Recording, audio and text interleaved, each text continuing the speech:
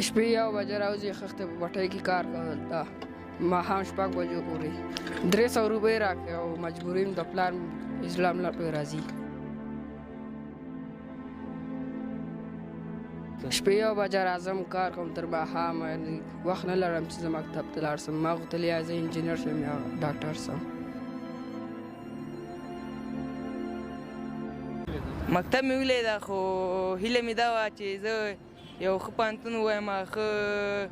یو د معلم سم خو هیلې پرې نه سوې د غریبۍ نه هر څه واخیستلې آینده خو ټوله غریبي نه واخیستله هیڅ هم پاتې نه سو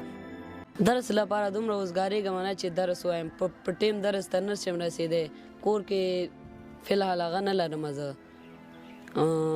نور مشر څوک نه لرم زه خپله مشر یم